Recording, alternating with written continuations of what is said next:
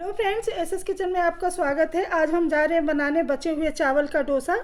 डोसा कहिए या सेट डोसा कहिए, मतलब बचे हुए चावल का नाश्ता बनाएंगे। तो थोड़ा सा चावल बचा है, चलिए इसका हम बनाना शुरू करते हैं। और इसको हम पतला बड़ा भी बना के दिखाएंगे, पतले डोसा की तरह से, और इसको हम छोटा सेट डोसा की तरह से भी बनाएंगे। तो चलिए बनाना शुरू करते हैं। बस थोड़ा सा चावल बचा हुआ है और लड़की को चाहिए, कुछ भूख लगा है नाश्ता, तो चलिए इसी का हम नाश्ता बना लेते हैं। तो यहाँ पर इस चावल को निकाल के पहले हम मेजर करेंगे। तो यहाँ पर देखिए चावल को हमने निकाल लिया है और ये छोटी कटोरी से 1 कटोरी चावल है, तो हम इसी का बनाएंगे। आप अपने हिसाब से ले सकते हैं, आप लेफ्ट ओवर चावल का भी बना सकते हैं। जैसे ये मेरा बचा हुआ ही चावल है, तो अगर मान लीजिए रात की चावल बच गई तो सुबह नाश्ते में आप बना सकते हैं, या दोपहर की चावल बच गई उसके बाद से बच्चे अगर कह रहे भूख लग रहा है तो आप इसे झटपट से बना सकते हैं। तो इस चावल को हम सबसे पहले यहाँ लेंगे एक मिक्सी का जार, और मिक्सी के जार में डालेंगे चावल। तो यहाँ पर चावल को डाल देते हैं। अब इसमें हम डालेंगे सूजी। तो सूजी आप जिस कटोरी से चावल लिए हैं, ज़्यादा से ज़्यादा उसी कटोरी से 1 कटोरी कर सकते हैं, या उससे आधा भी डाल सकते हैं। मतलब 2 चम्मच आगे पीछे आप डाल सकते हो। तो यहाँ पर हमने लिया है मेजरिंग कप से आधा कप सूजी। तो इसमें से थोड़ा सा बचा लेंगे, बहुत ज़्यादा नहीं बनाएंगे, चाहे आधा कप तक आप डाल सकते हो। तो यहाँ पर आधा कप हमने सूजी डाल दिया है। अब इसमें हम डालेंगे थोड़ा सा पानी। तो यहाँ पर हम डाल रहे हैं यहाँ में थोड़ा सा पानी। अब इसमें जाएगा दही। तो अगर आपके पास दही है तो दही डाल सकते हो, दही नहीं है तो आधा चम्मच नींबू का रस भी डाल सकते हो। तो मेरे पास थोड़ा सा दही है, यहाँ पे देखिए थोड़ा सा मेरे पास दही है, और इसमें ज़्यादा नहीं जाएगा, मुश्किल से 2 चम्मच तक दही जाएगा। तो यहाँ पर हम 2 चम्मच दही डाल देते हैं। देखिए किसी भी बड़े चम्मच से 2 चम्मच दही डाल दें। अगर ज़्यादा बना रहे हैं तो चौथाई चम्मच डाल सकते हैं, और ज़्यादा है तो आधा कप डाल सकते हैं। क्वांटिटी अपने हिसाब से कम ज़्यादा कर सकते हैं। अब इसको हम पीस लेंगे ढक्कन लगा करके, और इसको पीस करके बारीक हम तैयार कर लेते हैं। तो यहाँ पर इसको हम ढक्कन लगा करके पीस लेते हैं। तो यहाँ पर देखिए इसमें थोड़ा थोड़ा पानी डाल के हमने पीस लिया है, और ये बारीक हो गया है। तो अगर आपकी सूजी बारीक है तो आप सिर्फ चावल भी पीस सकते हो, पर सूजी के साथ अच्छे से पीस जाता है।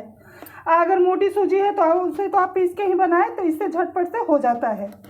तो हमारे पास बारीक सूजी था, फिर भी हमने एक साथ कर दिया कि मिक्स भी हो जाता है इससे और पीस भी जाता है। तो इसे हम निकाल लेंगे अच्छे से।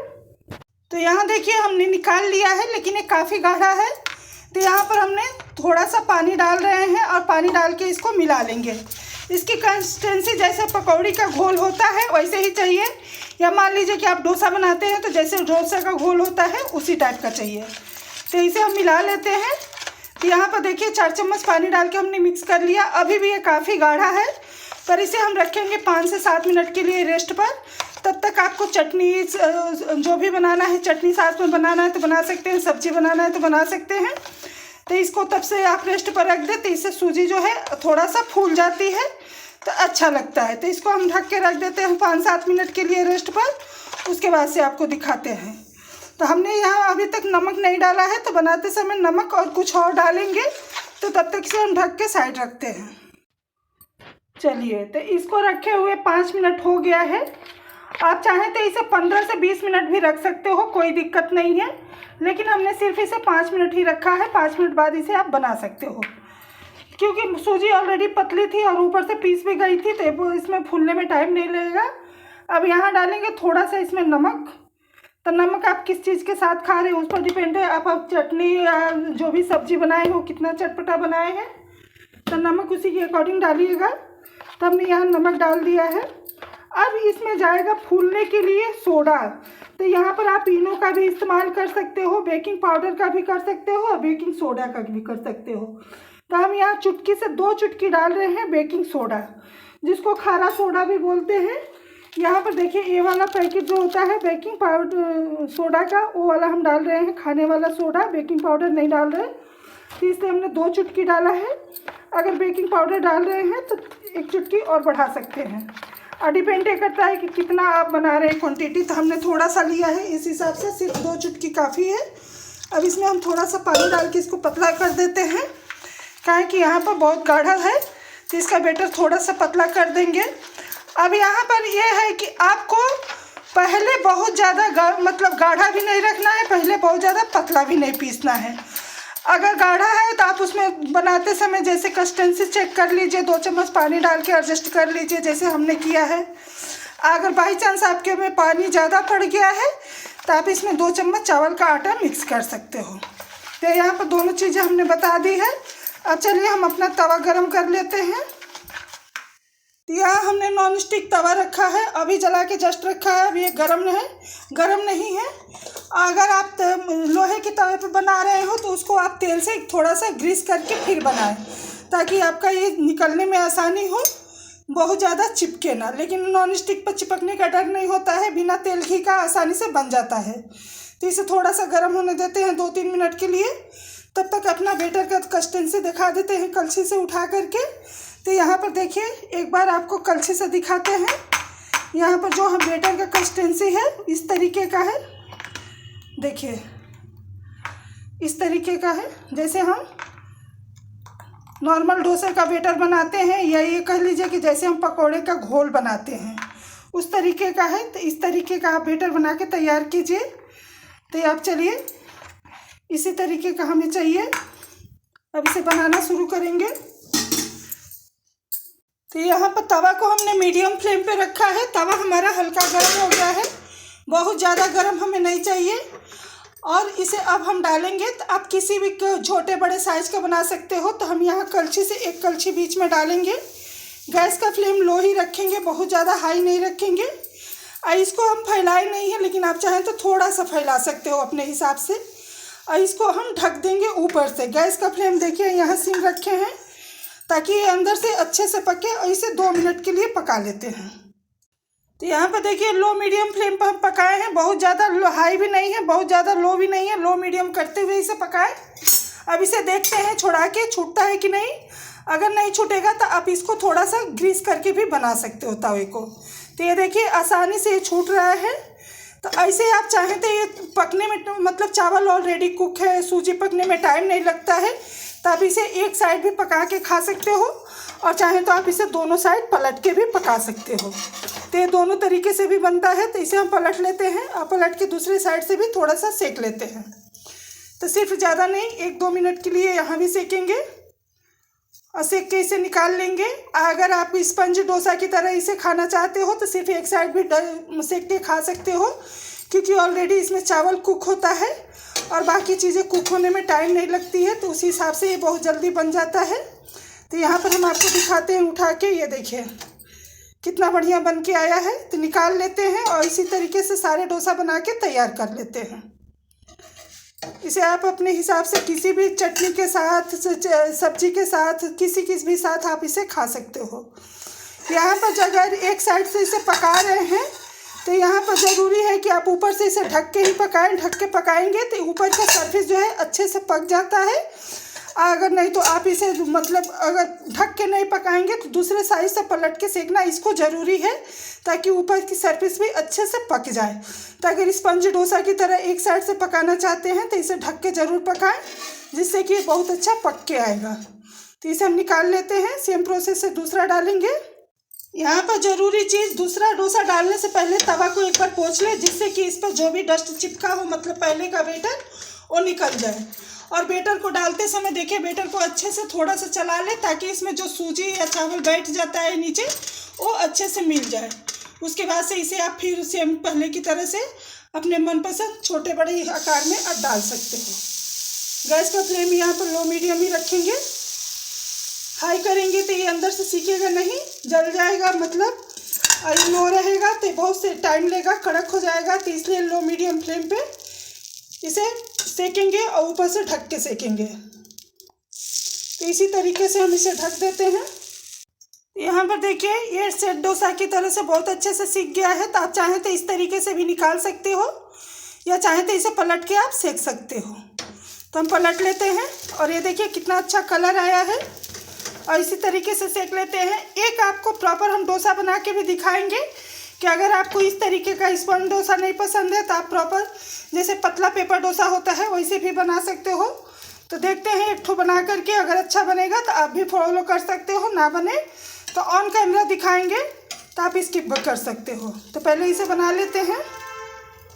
यहाँ देखिए इसे हमने पलट के सेक लिया, इस पर कितना अच्छा एकदम गुलाबी कलर आया है। तो इसे निकाल लेते हैं और सेम तवा पर हम दूसरा डोसा बनाते हैं, पेपर डोसा। तो सिर्फ कुछ नहीं करना है, तवे को अच्छे से पोंछ लेना है, कोई तेल ही नहीं लगाना है।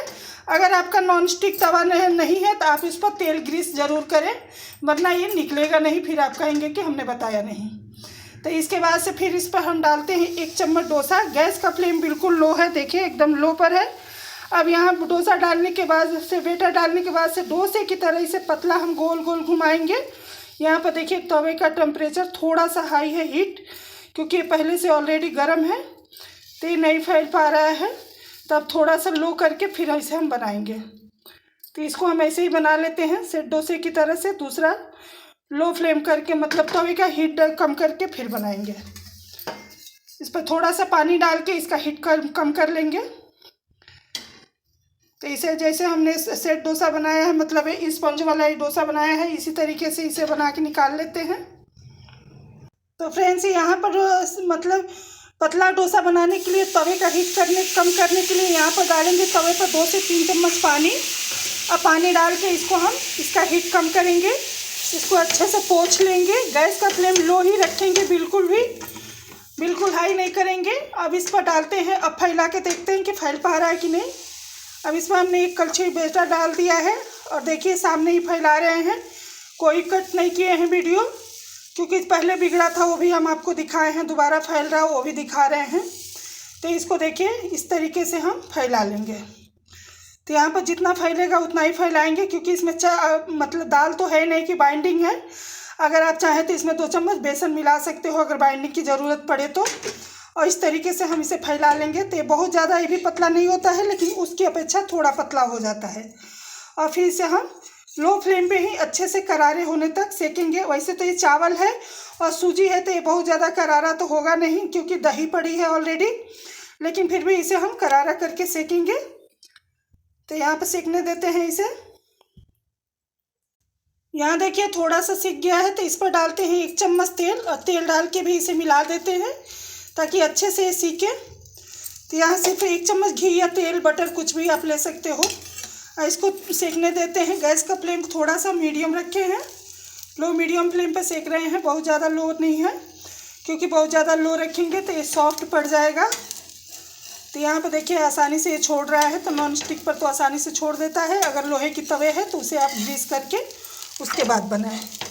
तो यहाँ पर देखिए आसानी से छोड़ दिया, पर इसे और अच्छे से सेकेंगे, पूरा कलर आने तक इसे सेकते हैं। यहाँ कोई वीडियो कट नहीं किए हैं, डायरेक्ट हम दिखा रहे हैं आपको। और देखिए हल्का हल्का कलर आना शुरू हो गया है, तो बहुत अच्छे से सीख जाता है।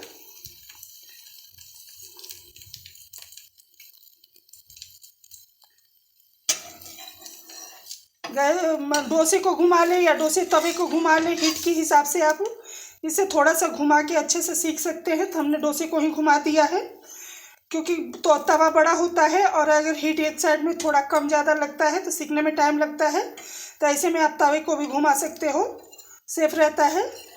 अगर आप पूरी तरह से अच्छे से, मतलब ऐसा है कि नहीं बिगड़ने का डर है, तो आप डोसे को भी पकड़ के घुमा सकते हो, जैसे कि हमने पकड़ के अच्छे से घुमा लिया है।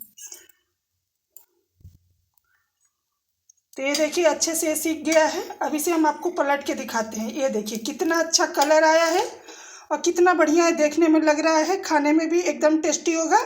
तो आप इस तरीके का भी डोसा बना के तैयार कर सकते हो। तो सारे डोसा हम बना लेते हैं और बना के फिर आपको सर्व करके दिखाते हैं।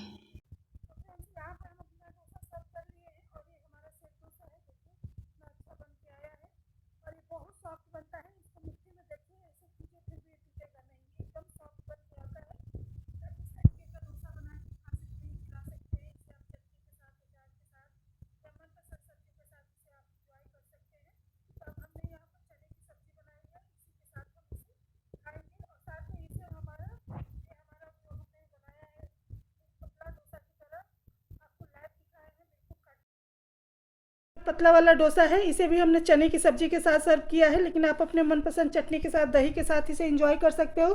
चटनी के साथ और सब्जी के साथ ही ज़्यादा अच्छी लगती है। अचार के साथ कम अच्छा लगता है, दही के साथ बिल्कुल फीका लगता है। तो इस बात का ध्यान रखें कि आप इसको चटनी के साथ या सब्जी के साथ ही, सांभर के साथ खा सकते हो और ये काफ़ी टेस्टी लगता है। तो इस तरीके से बनाइए, खाइए, एंजॉय कीजिए। वीडियो अच्छा लगे लाइक शेयर सब्सक्राइब कीजिए, अपनों तक शेयर कीजिए। धन्यवाद।